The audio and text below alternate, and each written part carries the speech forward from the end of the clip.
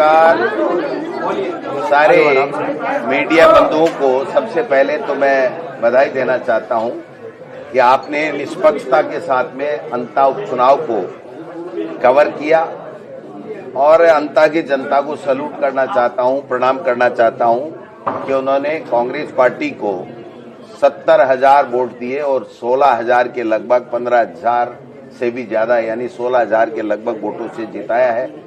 अंता की जनता को धन्यवाद। प्रमोद जैन भाया हमारे उम्मीदवार, उनको बधाई।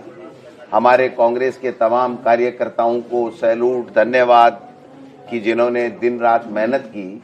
और इस सरकार का 2 साल का ये टेस्ट था। इस टेस्ट में सरकार फेल हो गई।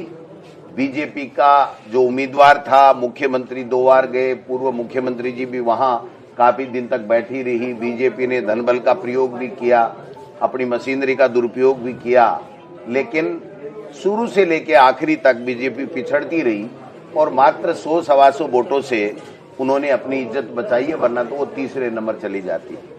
ऐसे में ये प्रमाणित हो गया है कि राजस्थान की जनता इन पर्चियों से अपने आप को ठगासा महसूस कर रही है।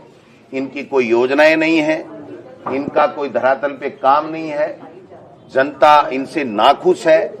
और ये प्री टेस्ट था इस 2028 का और इसके अंदर अंता की जनता ने ये साबित कर दिया कि हम कांग्रेस सरकार की जो योजनाएं थी वो अच्छी थी। भारतीय जनता पार्टी ने 2 साल में आपसी लड़ाई, दिल्ली की हाजिरी, पर्चियों में दम नहीं, ब्यूरोक्रेसी का भ्रष्टाचार, बीजेपी का भ्रष्टाचार, गुजरात मॉडल, गुजरात के लोग यहाँ जो काम कर रहे हैं और सारे के सारे ठेके औने पौने दामों में लेकर के और भ्रष्टाचार की चांदी कूट रहे हैं।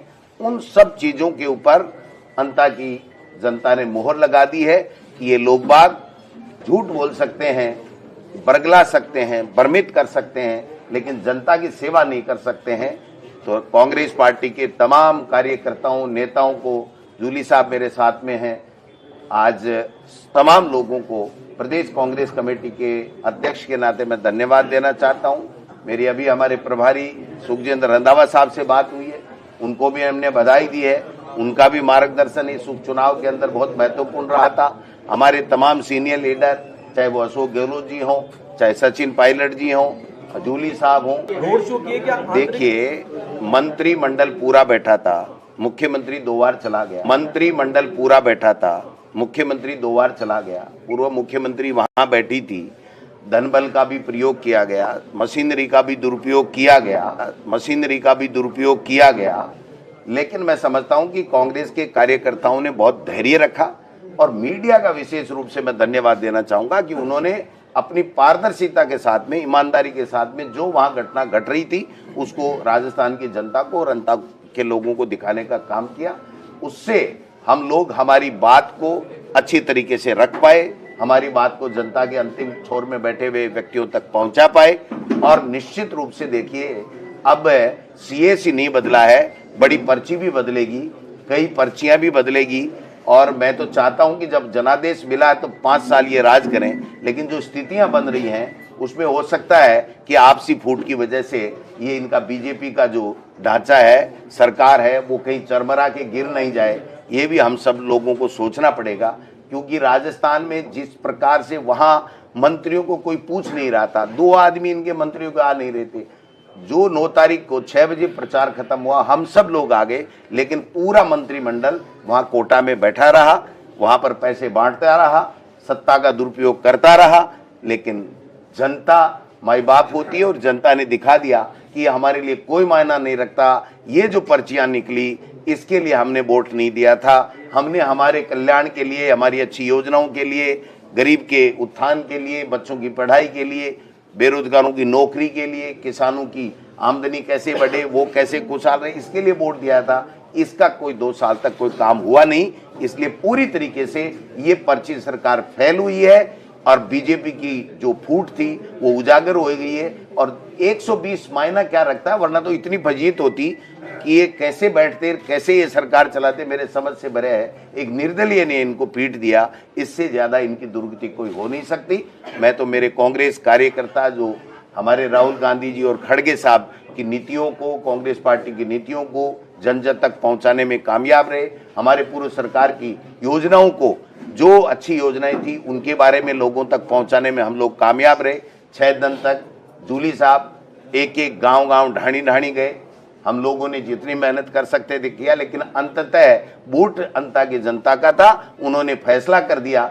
इस माहौल में इस तरीके से बीजेपी सत्ता का दुरुपयोग करे, मुख्यमंत्री 2 बार जाए और वहां जाकर के अनर्गल भाषण दे, और कई और नेता भी गए, वो सब जाने के बाद में जो दुष्प्रचार उनको करना था, जितना प्रक्षेपण उन्होंने कांग्रेस प्रत्याशी और कांग्रेस पार्टी का खराब करने की चेष्टा की, उतना ही वोट हमारा प्रतिशत बढ़ा और जनता में आक्रोश आया कि जो समाज सेवी व्यक्ति है प्रमोद जैन भाया, उसको ये लोग बदनाम कर रहे हैं। जो व्यक्ति सबके बीच में सहज सुलभ है और सबके लिए काम करता है, उसके लिए इस तरीके की जो दुर्भावना पूर्वक अपनी राजनीतिक रोटियां सेकने के लिए ये लोग बात कर रहे हैं।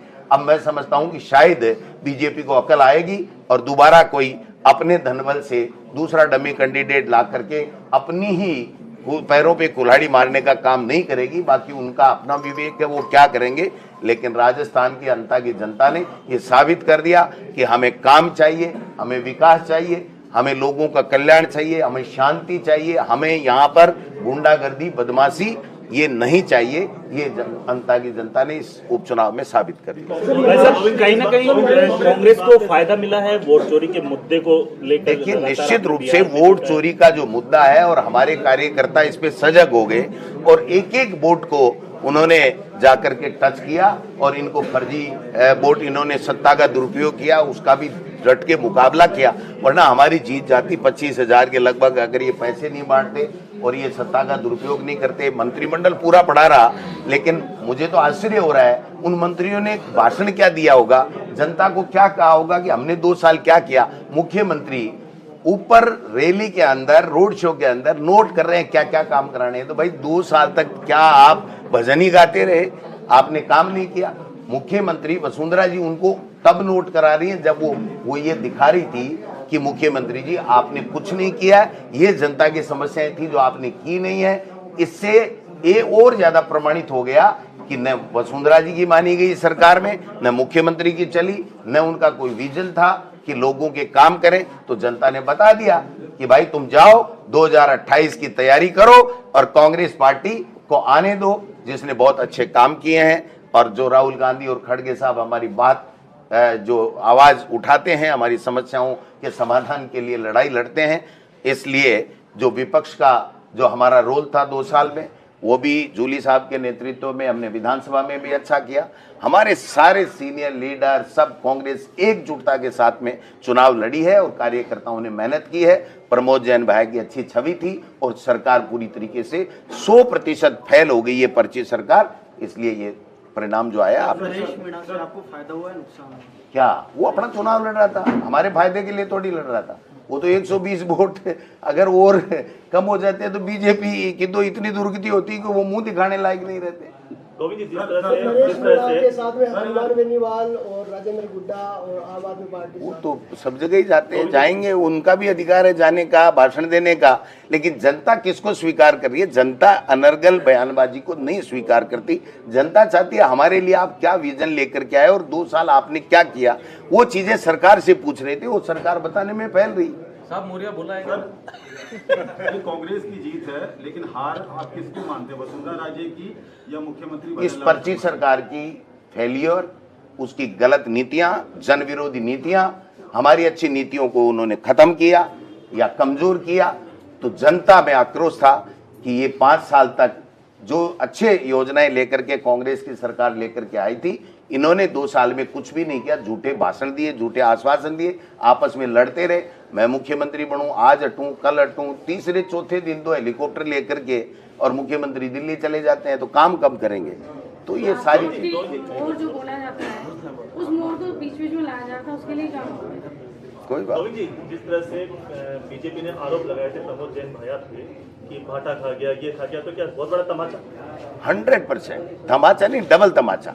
एक थप्पड़ से दोनों गाल लाल कर दिए इनके।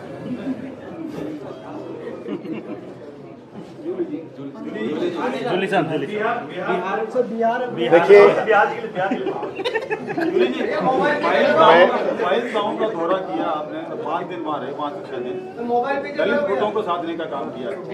देखिए, मैं ये सर्वप्रथम तो सभी मीडिया के साथियों को और मीडिया के माध्यम से अंता मांगरोल की जनता को, हमारे कांग्रेस पार्टी के सभी सीनियर नेताओं को, सभी कार्यकर्ताओं को बधाई, शुभकामनाएं, धन्यवाद देना चाहूँगा कि अंता के अंदर जो एक चुनाव था वो सिर्फ अंता का चुनाव नहीं था, अपितु पूरे राजस्थान के अंदर किस प्रकार से शासन चल रहा है इस चीज़ का चुनाव था।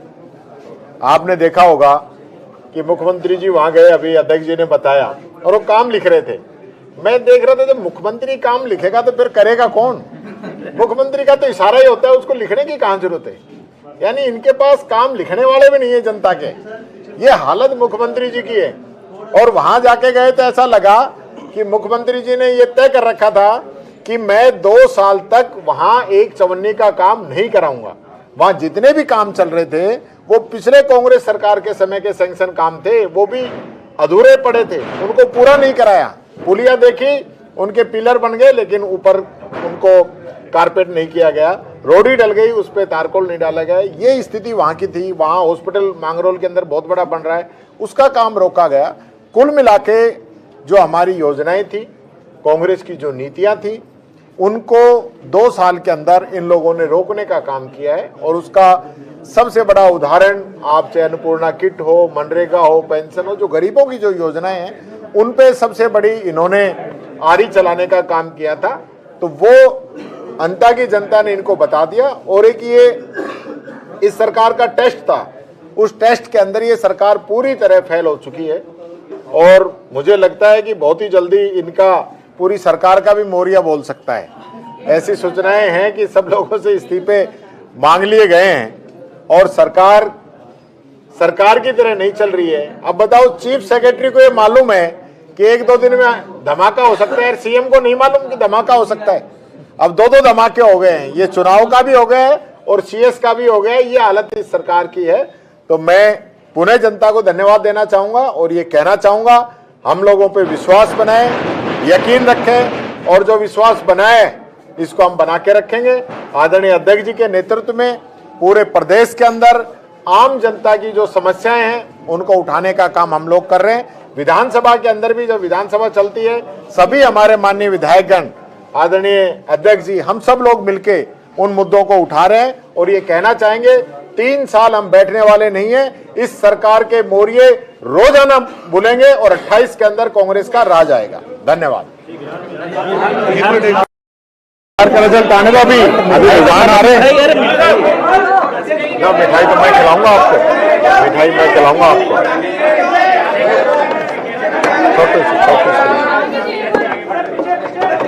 थोड़ा पीछे हो जाओ, थोड़ा।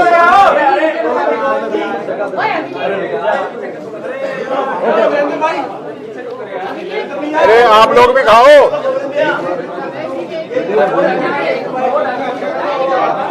ले के पूरा